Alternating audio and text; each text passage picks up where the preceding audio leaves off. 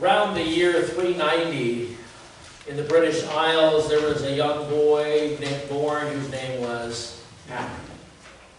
He was born into a Christian family, at least nominally so. They were an aristocratic upper crust family, and yet his grandfather was a priest.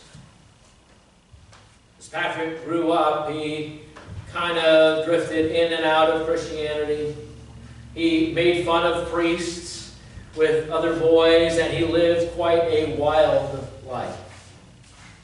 And then at the age of 16, a group of pirates came to his village, and they kidnapped all the boys and took them with them, and took them up the coast and dropped them off in Ireland, where they were sold into slavery. And it's at that time that God started really working in Patrick's life. He connected him with a group of other boys who were devoted, on-fire followers of Jesus. And God worked through that relationship. God also worked through his job as a slave. He was to herd cattle. And he spent a lot of days out in God's creation by himself. And God spoke to him through the beauty of creation and the wonder of all that was there. At the age of 22, after Patrick had been in slavery for 6 years, God spoke to him in a dream. And he said, "Your ship is here." So Patrick escaped. He went to the shore, he hopped aboard a ship and went home. He went home a changed man. A man who had experienced a deeper relationship with God than he had ever had before. A man who had also been immersed in Celtic culture and language. And this experience changed him. Patrick enrolled in seminary, and he became a priest eventually, pastoring in his own native area until in his early 40s, God spoke to him in a vision again. And he spoke to him kind of like the man from Macedonia spoke to Paul, only it was a man from Ireland. And he said, "Come back." And so this priest, Patrick, this pastor, went to the bishops that were over him and told him about this. And they consecrated him as a bishop. And he became the church's first missionary, apostolic bishop. And Patrick did return to Ireland, but he didn't do it alone. He brought with him other pastors in training and pastors. He brought with him ordinary men and women who had deep faith. And they went back. And because he knew the culture and he knew the language, he could take Jesus to them in a way that they would understand. In a way that built on the beauty of God's creation and the God of nature. That tapped into their imaginations. That was wrapped up in their music. That was wrapped up in their culture. Just as Jesus came and dwelt among us through Patrick and the team that went with him. Jesus dwelt among the Celts in Ireland. And by the time Patrick returned, the culture and language of the tribe that he was with, well, that had become the dominant culture and language. And Christianity exploded in Ireland over the next generations, expanding faster than it had maybe since the time of the early church.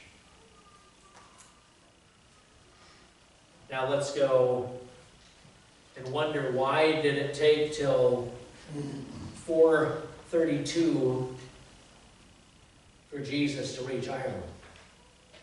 Well, the Roman Catholic Church had some interesting ways of doing things at that time, as they have throughout time. And part of it was they only wanted to evangelize people that they viewed as civilized, as cultured, as educated. And the Irish, the Celts, not so much. They were a wild bunch of folks. And they weren't literate. They were viewed as barbarians. They had this full range of emotions that they explored, and they could have volatile tempers, and they could be joyously, uproariously happy. And that didn't fit the box of the Roman culture. And they were a crazy bunch. When they would go into battle, they would strip naked except for their weapons. And they would charge the enemy screaming like they were possessed by demons. Until the Roman church said, oh no, not those people. Not those people. But even though there were 200 to 500,000 of them there, they had to wait. They had to wait for God to work through Patrick and that crew. Now, if we go back to 33 AD, we have a different story that is also very interesting and exciting. It's that story where Jesus ascends into heaven.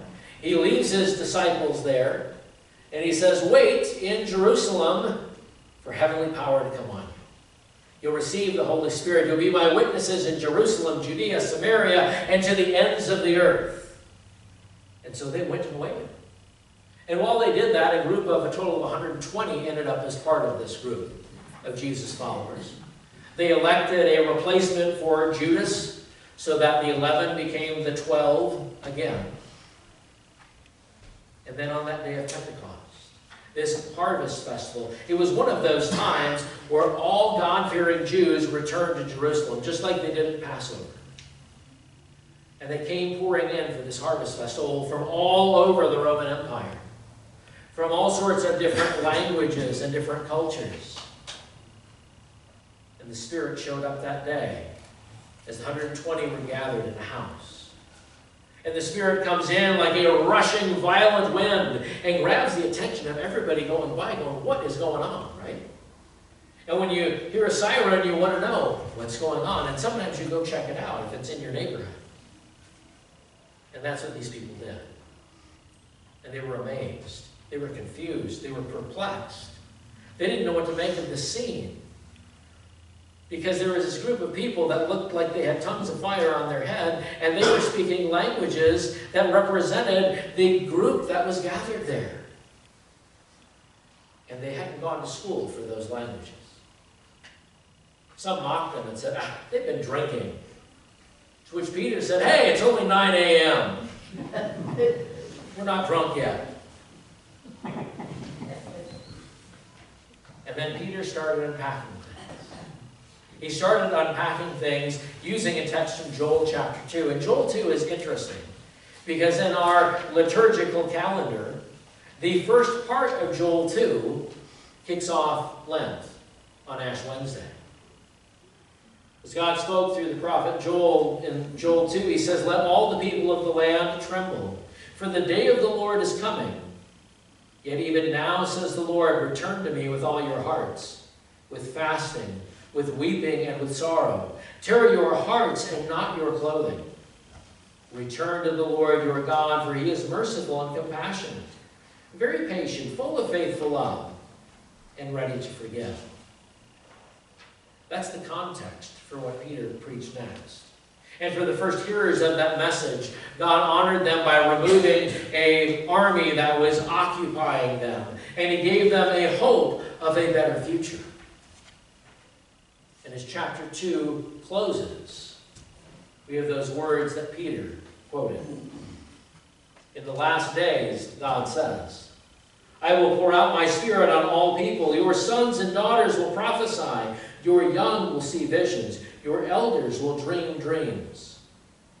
Even upon my servants, men and women, I will pour out my Spirit in those days, and they will prophesy. Those last days are here. Jesus kicked off those last days with his death and resurrection. And he fulfilled this promise in 33 AD in Jerusalem, where a group of Jesus followers were gathered in a house. And the Spirit was poured out on them. And they began speaking in languages they did not know, speaking of the wondrous works of God. And then as Peter continued preaching, there were 3,000 people baptized that day. Wow. Coincidentally, this is the only time that God used the build it and they will come plan for outreach. Because from here, God sent people out. He sent them not only throughout Jerusalem, but to Judea, Samaria, to the ends of the earth. Among those disciples, that group of 12 that followed Jesus, they fanned out all across the known world. They went down to Egypt and Ethiopia. They went over to what is now Iran and Turkey and Russia. They went up to the British Isles and to Scotland. They went to India. They went all sorts of places as the Spirit led them and guided them. And they took the message of the dead and resurrected Lord with them. The message that for God so loved the world that he sent his one and only Son, that whoever believes in him will not perish or be destroyed, but will have life forever. And I'm glad they did that. Because if they didn't, you and I wouldn't be here today. At least gathered like this. Who knows what gods we would be worshiping, but it wouldn't be the God of creation. The God who sent his Son, and the God who sends the Spirit to us and makes our bodies his temple. So how has God brought you into this Christian faith? For many of you, my guess is you were born into a Christian home. And you really haven't strayed from this. You were baptized. If you were in a Lutheran home, you were confirmed. They stuck a fork in you, you were done, you graduated. Don't get me started on that one. We don't graduate from the faith, we just keep growing in it. And God guided you. But God brought you to the baptismal font through parents. He worked in your life through Sunday school teachers and pastors and other caring people. He surrounded you with friends, and he has grown and guided you in this faith. And if that's your story, that's a beautiful story. For me, I was born into a Christian home. My mom had always been Lutheran, and she was done being Lutheran. My dad was raised on the more Pentecostal Baptist side of things, and Lutheranism, especially sacraments, that didn't work for him. And so my grandparents, my mom's parents, made sure that I was baptized in their church in a private service. So I was baptized correctly. I was baptized in Missouri Synod Lutheran. That's a joke. I was baptized. That's the serious part. And then spent some time in the Wesleyan church in my toddler years. When we were over in Germany, we didn't go to church. We weren't part of a Christian community. Every day was just another day. We had Mormon missionaries that regularly popped in to play games and to try to evangelize us into their faith. We moved back to Oklahoma, and we were loosely connected to a Nazarene church. Mom went more than Dad and I. And then when my parents divorced, Mom walked out, Dad got custody. My dad gave temporary custody for the next 9 years to my mom's parents. And all of a sudden, the rituals and the routines of a Christian life were a regular part. Faith conversations at the dinner table. Devotions in the morning at the breakfast table. Discipleship classes on Wednesday nights. Church on Sundays. It even got to a point where they had a mountain cabin, and I would say, can we go to the cabin for the weekend? Can we go to the cabin for the weekend? I think they eventually figured out I was trying to get out of going to church on Sunday. And so we started doing what they called turnaround trips. 90 minutes up, spend the day, 90 minutes back home, Sunday, back in church again. And that's my story. Everybody has a story. And our stories all are a little different. One thing, when I got here, I got to know Leroy's story. And Diane, I should have warned you, but I'm going to talk about Leroy today. Okay? And if you heard Leroy's story, you knew that Leroy was not born into a Christian home. Leroy had a really rough and tumble upbringing around him. Now, God blessed Leroy in many ways. He blessed him with an intellect. He blessed him with industry.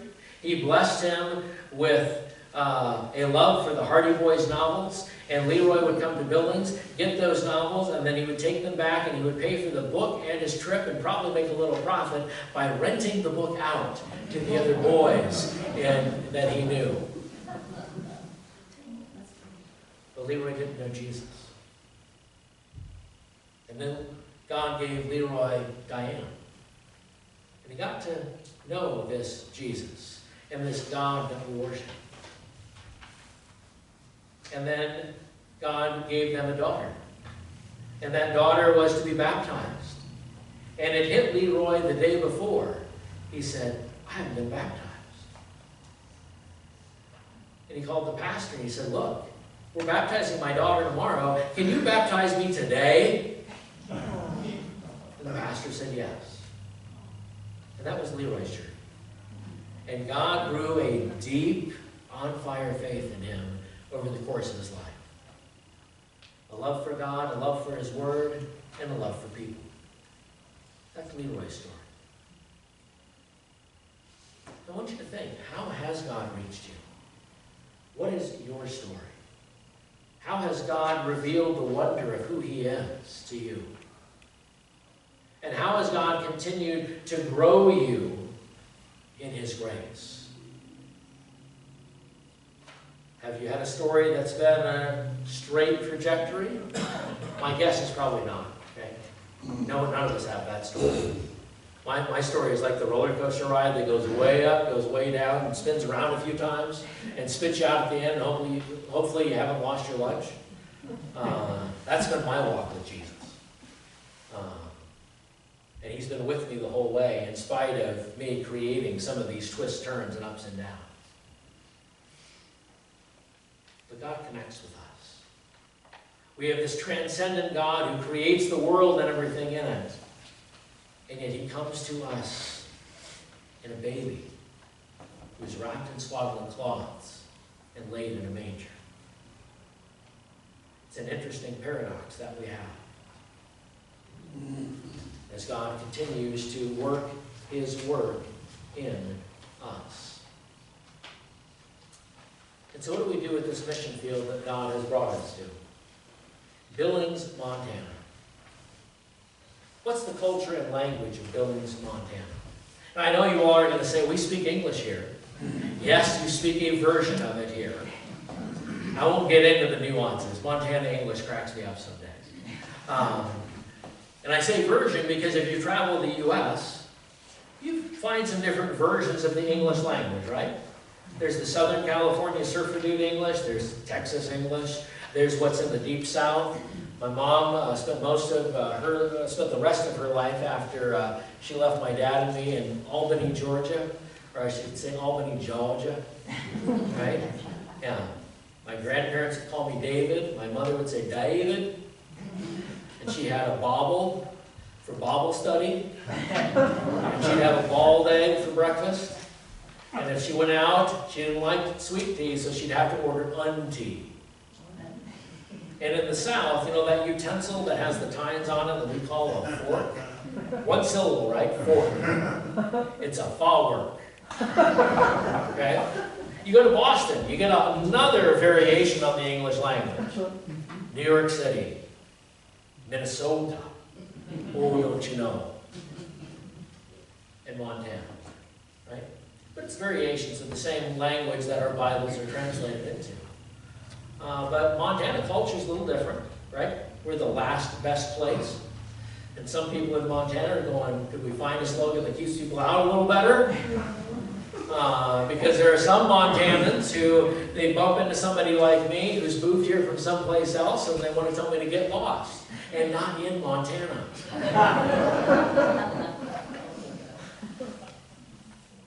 Okay? We love the land here. We live in a culture that has been formed by ranching, by farming, that has reservations, and has a railroad history that is still alive and well today. We live in Montana's big city. And you hear what the rest of the state feels about us in Billings, Yellowstone County. When you go to smaller towns, they go, oh yeah, You rude Yellowstone County drivers. Everything's so busy and so fast and hustle and bustle in the big city. I don't know what they'd do if they went to a place like Denver or Kansas City or St. Louis or New York City. But comparatively speaking, Billings is urban. And yet I would say that Billings is urban. I don't know if that's a real word. I came up with it yesterday. I was pondering things, right? But we're a rural, urban city that still has farming, ranching, and reservations, and railroad, and cowboys. We're a blue-collar city. And even many of the white-collar folks grew up in blue-collar families. We're a little bit rough and tumble. Montanans have what I call an economy of speech. Montanans don't like to use a lot of words. And it took moving here to realize why I've been banging my head against a wall for 31 years with my beloved Montana bride, with trying to get the words please and thank you in the regular vocabulary. I'm convinced it's just assumed here. Right? Hand me that. Give me that. And I'm assuming there's a please on the end of that, and when I hand it over, I'm assuming that the silence is a thank you of some kind. That is you all. And I hear it over in the Unsel Center. I just have to chuckle. But that is part of the culture, a direct speech. And sometimes not a lot of it. And Montanans, I have found, and this has been confirmed in conversations I've had with folks in the community, tend to keep new people at arm's length for a while. Sometimes 2-3 years. That's been my experience. To be able to watch, to be able to assess, to be able to get to know, are you really who you appear to be? Montana is an interesting place. A place where we enjoy God's creation. We enjoy it in the summertime with hiking, with camping, with boating, with fishing. We enjoy it in the fall with hunting of all shapes and sizes for, like, it seems months on end for some people. We enjoy the winter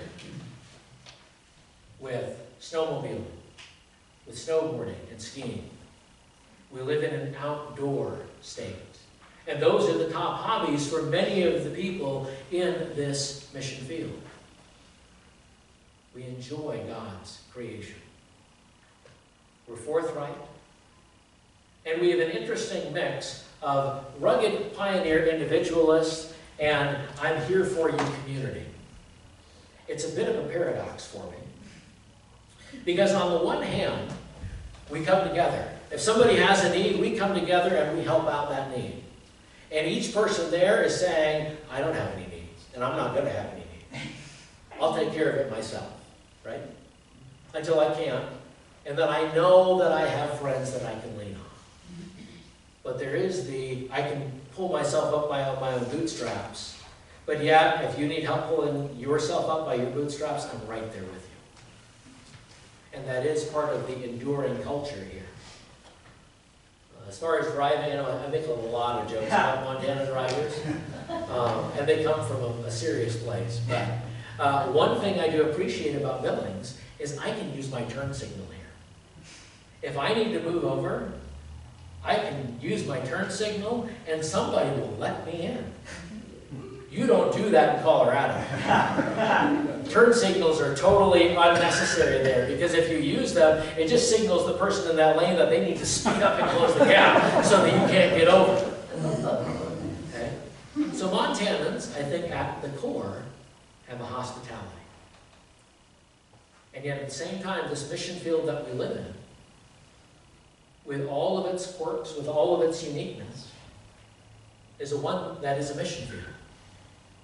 65% of the population, at least, is not connected to a Christian community. Now, that doesn't mean that they are pagan unbelievers. There are varying stories within that spectrum, just like there are varying stories here. There are some folks that are like Patrick of Britain, St. Patrick. that they grew up in a Christian home, they grew up in a Christian setting, but they really never embraced it. And they just drifted. And there are people with that story here in Billings. There are other folks that, well, they've been in multiple generations of what came after that. And they weren't born and raised in a Christian home. And this God of creation, this Jesus who saves us, they might have a passing hearing of it, but definitely not an experience or an understanding of it. There are those people that were raised in Christian homes or God brought to faith, and they were active in a Christian community, and they aren't anymore. And the reasons for that vary from person to person. I know sometimes when we hear them, we say, oh, that's an excuse. We might hear it as an excuse, but for them it's a reason. And so if you know those folks, I ask you to hear their reasons for no longer connecting with organized religion. This is our mission field, and God has placed us in it. So how do we take the good news that God gives us? That everyone who calls on the name of the Lord will be saved. And communicate that in this culture. That was the success for Patrick. He knew the culture, he knew the language. You say, well, we speak English here. Yeah, we do. We don't speak King's English. We don't speak RSV English or ESV English. One reason I use the version for worship that I do is it's pretty conversational English. How do we take these truths that we have and communicate them in a way that this urban context will grab onto? That's our challenge. That's our challenge. And it's not a challenge that is not without some roadblocks in it. For the Irish church, I said evangelism exploded there for generations. And then all of a sudden Rome looked over and went, wait a minute. You guys aren't worshiping in Latin. You guys aren't following the Mass as we have it out. You're singing these Celtic songs. What in the world are you doing? And when they imposed Latin and the Latin Mass and the European songs on Ireland, evangelism came to a screeching halt.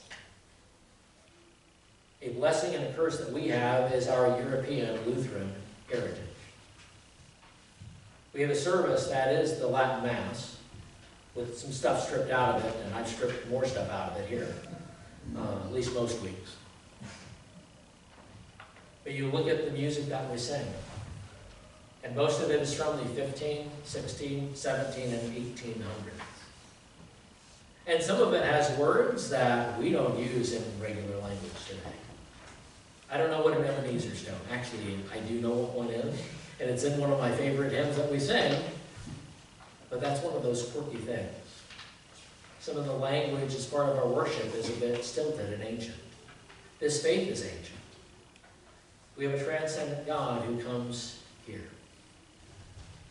We have a transcendent God who has sent his Son to live, to die, to rise again. And he sends us out in our community to share this truth and this good news in our neighborhoods, in our homes, in our workplaces, and wherever it is that we go, as the Spirit guides us. Amen. So a few questions for you to ponder, pursue, talk about. How did God reach you? That's always an interesting one. Just reflect on your own story. How did God reach you? And who is close to you, who is not as close to Jesus? So who are those people that you know that maybe they aren't as close to Jesus as you are? And then how will you join Jesus on his mission this week?